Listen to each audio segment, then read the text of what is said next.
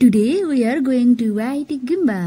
आज चाहिँ सटरडेको दिन थियो र म अनि मेरो साथीहरु चाहिँ व्हाइट गुम्बा घुम्न गएको थियो।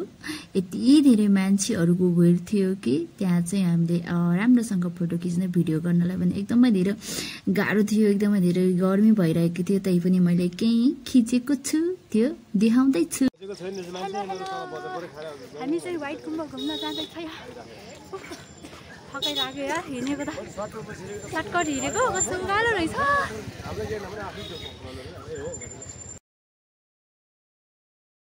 बिहानको 6:30 बजेतिर हामी बौद्धबाट हिँडेको। व्हाइट गुम्बा पुग्नु भन्दा के तलतिर चाहिँ यति धेरै भिड थियो कि, यति धेरै जाम थियो कि मान्छे हिँड्ने र त्यो साधनहरु लानलाई चाहिँ एकदमै गाह्रो भइरा थियो, एकदमै जाम भइरा थियो मान्छे हिँड्नलाई चाहिँ। हामीले चाहिँ त्यही भएर अलि तल नै छोड्यो हाम्रो साधन चाहिँ। लाइ साथीहरु मेन डेस्टिनेसनसम्म पुग्नको लागि त अलिअलि त हिँड्नै परिहाल्यो। अनि हिँड्दाखेरि चाहिँ यस्तो उकालो बाटो थियो कि, यस्तो उकालो बाटो थियो कि चिप्ल्यो भने चाहिँ माथि जाने चाहिँ होइन, तल चाहिँ फर्केर आउनुपर्ने बाटो थियो। यहाँतिर यस्तो बाटोमा पनि हिँड्दै हिँड्दै हिँड्दै हामी माथि टपमा जानको लागि चाहिँ गइरहेको छौं। यो बाटो चाहिँ सानो थियो, मान्छेहरु चाहिँ ओड र दोड तल र माथि, अब माथि गएर फर्किँदै पनि थियो। हामी चाहिँ माथि उकालो पनि लाग्दै थियो। यस्तो बाटोमा पनि हिँड्नुपर्छ कहिले कहिले, अनि पो रमाइलो हुन्छ। यो हाइकिङ गर्दा पनि त कहिले कहिले मनमा आनन्द हुन्छ नि त। त्यही भएर हामी चाहिँ माथि माथि उकालो लाग्दै छौं। हेलो हेलो, आज हामी व्हाइट गुम्बा घुम्न आएको। मान्छेको भिड आम्मामा के जागरी ल घुम्न भनेसी त सबैजना बिहानै उठेर आएछ नि आएछ। यस्तो जंगल रहेछ।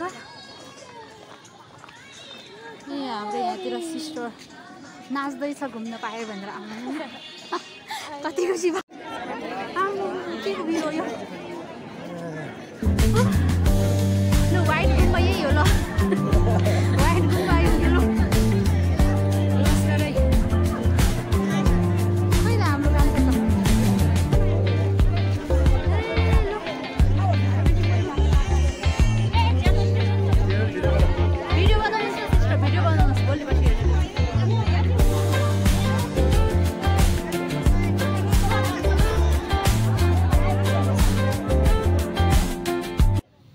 गाइज यतिखेर चाहिँ हामी आइपुगिसक्यो।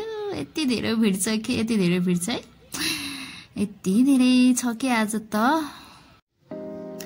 यति धेरै मान्छेहरुको भिडमा है मेरो साथीहरु चाहिँ कता कता जानु भएछ। यहाँतिर चाहिँ म एक्लै राउन्ड गर्दै के रे भिडियो गर्दै यो सिनहरु चाहिँ क्यामेरामा क्लिक गर्दै गर्दै गर्दै म बिस्तारै यो एक राउन्ड घुम्छु अनि साथीहरु खोज्छु भनेर म चाहिँ यहाँतिरबाट बिस्तारै बिस्तारै यता हेर्दै एकदमै आनन्दले हेर्दै हेर्दै हेर्दै हेर्दै गइरहेको थियो के।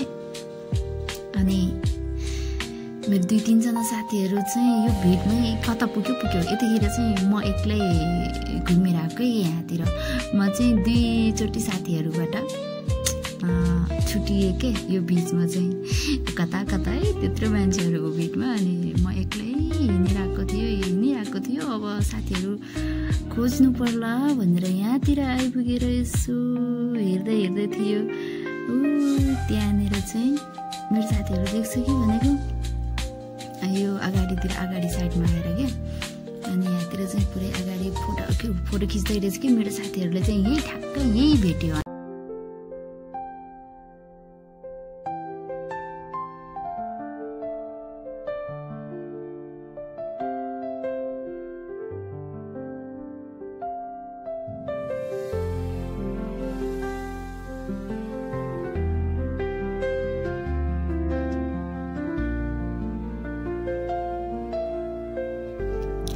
साथीहरूसँग भेटिसकेपछि हामी चाहिँ अब फर्किन लागेको है। यो चाहिँ फर्किँदै गरेको भिडभाड यो मान्छेहरूको हुललाई चाहिँ मैले तपाईँहरूलाई देखाउँदैछु गाइजहरू। अब चाहिँ हामी फर्किनलाई हामी चाहिँ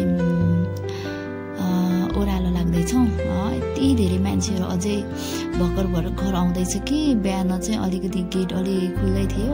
अघि हामी इन्ट्री हुने बेलामा चाहिँ अहिले चाहिँ गेटबाट निस्किने बेलामा पनि आम्मा यति धेरै गाह्रो भयो कि यति धेरै गाह्रो भयो कि झन्डै निसासिएर सास फेर्नै गाह्रो भयो। यस्तो पनि हुँदो रहेछ है। हुन पनि यो एउटा राम्रो ठाउँ हो, राम्रो एकदमै फुर्सदको टाइम भनौँ अब टाइम स्पेन्ड गर्नको लागि चाहिँ एकदमै राम्रो ठाउँ हो यो। अब काठमाडौँ भेलीबाट पनि एकदमै नजिक रहेको ठाउँ एक त। अनि हाम्रो बुद्ध दर्शनको धेरै कुराहरू चाहिँ यहाँ जोडिएको छ। एकदमै सुन्दर यो के भन्छ कलात्मक यो दृश्यहरू हेर्नको लागि, साथै यो वरिपरिको हरियाली डाँडा काँडाहरू हेर्नको लागि पनि यो ठाउँ एकदमै उपयुक्त रहेको छ। त्यही भएर सबैजनाले चाहिँ टाइम मिलाएर घुम्न आउनुपर्ने ठाउँ छ।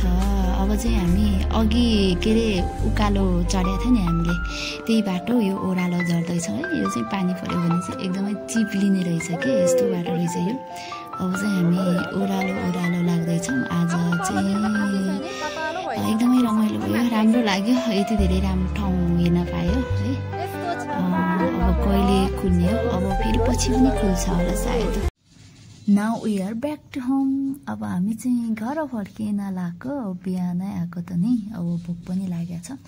त्यही भएर हामी चाहिँ अब व्हाइट गुम्बा पुरै घुमेर यतिखेर चाहिँ फर्किन लागिरहेको छौँ है। अझै पनि आउँदै रहेछ, आउँदै थियो मान्छेहरू त।